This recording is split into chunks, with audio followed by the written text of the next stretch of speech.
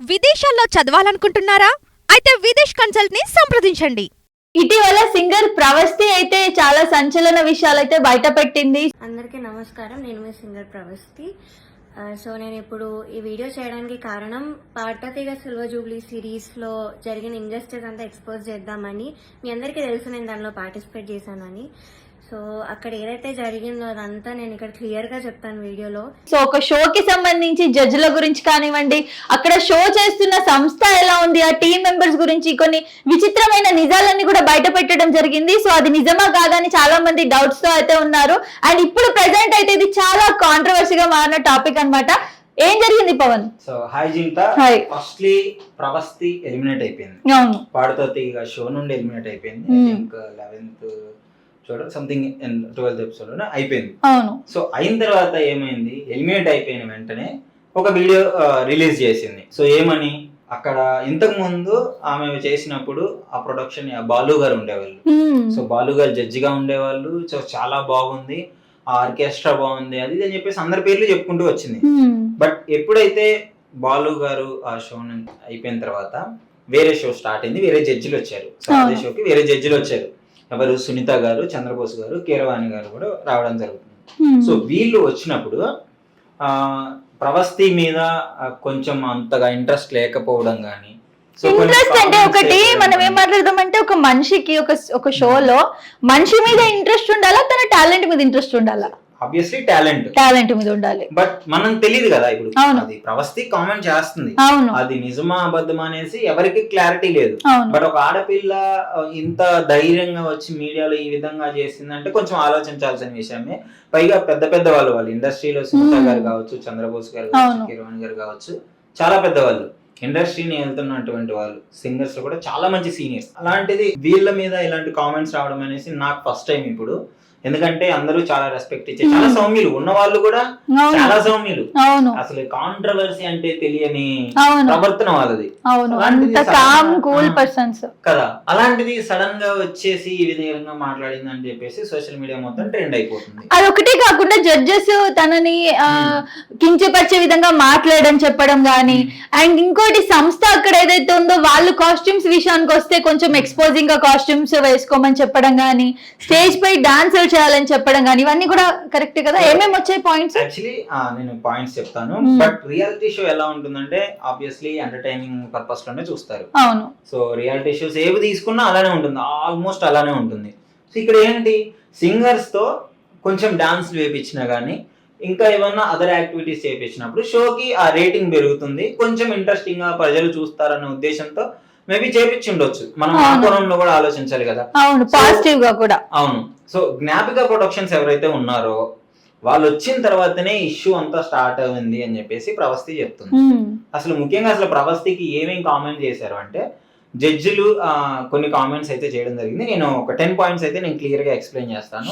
But దానికంటే ముందు సునీత గారు ప్రవస్తి రాగానే ముఖం అంతా ఒకలాగా పెట్టేది, డిస్గస్టింగ్ ఫేస్ పెడుతుందంట.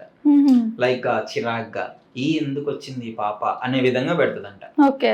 ఆ విధంగా పెడుతూ మళ్ళీ పక్క వాళ్ళకి ఏ విధంగా చెప్తాడు, ఈమెకి బేస్ వాయిస్ లేదు, పాట లేదు, అట్లా డిస్కరేజ్ చేసే విధంగా మాట్లాడే విధంగా అట్లా మాట్లాడుతున్నప్పుడు ప్రవస్తి విన్నది. సో పాప మరి ఇంకా ఎట్లయినా ఎలా ఉంటుంది చెప్పు, రాకపోయినా కానీ నేను ఎంకరేజ్ చేసి, జడ్జెస్ బాధ్యత అది, ఎంకరేజ్ చేసి మంచిగా చెయ్యు, ఏం పర్లేదు, మిస్టేక్ చేసి నేర్చుకోవాలని ఆ విధంగా చెప్పే విధానం ఉంటుంది. బట్ ఇక్కడ ఇలా చెప్పేలోపు తను బాగా బాధపడిపోయింది, అఫెండ్ అయిపోయింది. అరే బాలు గారు ఉన్నప్పుడు ఎంత ఎంకరేజ్ చేసేవాళ్ళు, ఎస్పీ బాలు గారు ఒళ్ళో కూర్చోబెట్టుకొని దిగిన ఫోటో ఉంది ప్రవస్తిది. అంటే అర్థం చేసుకోవచ్చు మనం, ఆ చిన్నప్పటి నుంచి తనకు ఆ చిన్న ఏజ్ నుంచి పాటలు అంటే ఎంత ఇంట్రెస్ట్ ఉంటుంది. సో బేసికలీ ఒక్కొక్కరికి ఒక వాయిస్ ఉంటుంది, ఆ వాయిస్ తగ్గట్టు పాటలు పాడుతుంటారు. మరి ఈ విధంగా సునీత గారు కామెంట్ చేశారో లేదో మనకైతే తెలియదు, కానీ అలా చేస్తే మాత్రం డెఫినెట్లీ తప్పు. ఎందుకంటే ఆమె చాలా సీనియర్ అయ్యి ఉండి ఎన్నో కొన్ని వందల వేల పాటలు పాడినామా, ఎన్నో షోస్ కి జడ్జిగా చేసినామే, ఈ విధంగా పర్సనల్ గ్రడ్జ్ పెట్టుకొని ఒక అమ్మాయి మీద చేయడం అనేది కరెక్ట్ కాదు. ఒకవేళ చేసి ఉంటే, తను చేసిందని చెప్పేసి మనం కూడా డిక్లేర్ చేసుకోలేం కదా. సో అది అసలు తను ఏం కామెంట్ చేసింది అంటే, జడ్జిలు ఏమన్నారు, తను ఏం ఆరోపించిందని చెప్పేసి కొన్ని పాయింట్స్ ఉన్నాయి ఇక్కడ. నేను మీకు క్లియర్ గా చెప్తాను. ప్రవస్తి చేసిన కొన్ని కామెంట్లు ఇక్కడ ఉన్నాయి. సో క్లియర్ గా న్యాయమూర్తులు తనని కించపరిచేలా మాట్లాడారని చెప్పేసి అని అంటుంది. సో రెస్పెక్ట్ లేకుండా తనకి ఈ విధంగా మాట్లాడడం, ఎవరికైనా ఒక సెల్ఫ్ రెస్పెక్ట్ ఉంటుంది. సో ఆ విధంగా ఉంది. తన ప్రతిభను తక్కువ చేశారని చెప్పేసి. సో ఆబ్వియస్లీ తను చేసిన కామెంట్ ఇది. షో నిర్వాహకులు పోటీదారుల దుస్తులపై సూచన చేశారు. లైక్ ఎలాంటి దుస్తులు వేసుకోవాలి, ఎలాంటి బట్టలు వేసుకోవాలి.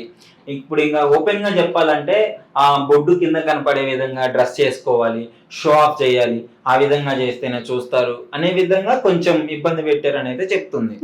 సో అంటే ఆడపిల్లలు అట్లా వేసుకుంటే కొంచెం షో చూస్తారని చెప్పేసి వీళ్ళ నమ్మకం. మేబీ ఏమో నాకు తెలీదు, అది తప్పు. అది ఏదున్నా తను కొంచెం సాంప్రదాయ ట్రెడిషనల్ గా ఉంటుంది. ఆ ప్రవస్తి కొంచెము అదొకటి తను రిసీవ్ చేసుకోలేకపోయింది ఈ విధంగా చేసినందుకే.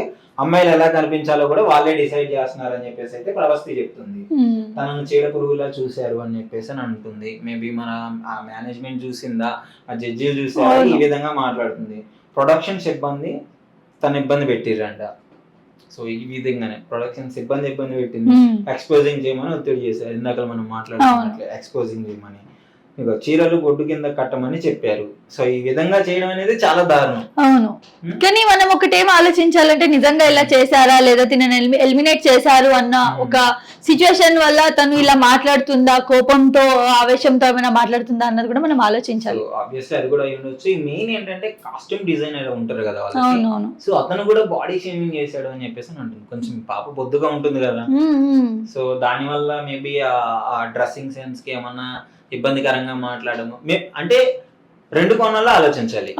ఒకటి వాళ్ళు అనుండొచ్చు, లేదా తను ఎలిమినేట్ అయింది కాబట్టి కోపంలో ఇవన్నీ మనసులో, అంటే ఇందుకే నన్ను చేశారేమో అని ఆ గ్రడ్జ్ మనసులో పెట్టుకొని కూడా మాట్లాడుతుండొచ్చు. ఇప్పుడు ఒక షో నడిపిస్తున్నాం అంటే చిన్న చిన్న ప్రాబ్లమ్స్ ఉంటాయి పర్సనల్ గా. ఇప్పుడు ఇప్పుడు మనమే కావచ్చు, సంస్థలో ఇద్దరం ఉన్నప్పుడు ఇప్పుడు ఒక చిన్న ఇష్యూ, ఒక సబ్జెక్ట్ లో ఇష్యూ వస్తుంటుంది. సో దాన్నే పనంగా పెట్టుకొని అందుకే నన్ను తీసారనడం కూడా మనం కరెక్ట్ కాదు. ఇప్పుడు తను ఎలిమినేట్ అయింది, ఇవన్నీ మనసులో ఉన్నాయి కాబట్టి నన్ను ఈ విధంగానే చేశారు అని చెప్పేసి అందుకు కూడా మాట్లాడుండొచ్చు. పైగా తను చేసింది, అలిగేషన్ చేసింది ఒక పెద్ద ఇండస్ట్రీలో చాలా పెద్ద వాళ్ళ మీద, చిన్న చిన్న వాళ్ళ మీద అయితే కాదు.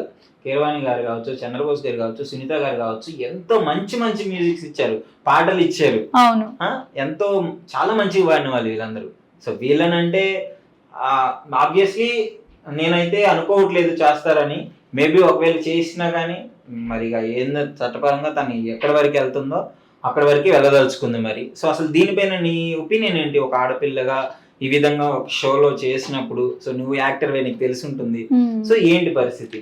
అంటే నేనేమనుకున్నా అంటే నిజంగా వాళ్ళు ఉన్న స్టేజ్ లో వాళ్ళైతే ముగ్గురిని తను బ్లేమ్ చేస్తుంది కాబట్టి ముగ్గురు అలా చేశారని అయితే నేను అనుకోవట్లేదు. మేబీ తన పాయింట్ ఆఫ్ వ్యూలో చేశారు అని అనుకుంటే గనక ఖచ్చితంగా వాళ్ళు చేసింది తప్పే. నేనేమనుకుంటానంటే ఈ అమ్మాయిని ఎలిమినేట్ చేశారన్న కోపంలో ఎవరికైనా ఒక షోలో వెళ్ళినప్పుడు నేను ఎండ్ వరకు వెళ్ళాలి, నేను సాధించాలి ట్రాఫీ అన్నదే ఎవరిదైనా ఉద్దేశం ఉంటుంది. సో అలా కాని క్రమంలో బయటికి వచ్చిన తర్వాత మనకు కొంచెం డిప్రెషన్ అలా ఉంటుంది కదా, అరే మనం అనుకోలేదు కదా, అన్ఎక్స్పెక్టెడ్ గా మనం బయటకు వచ్చామని.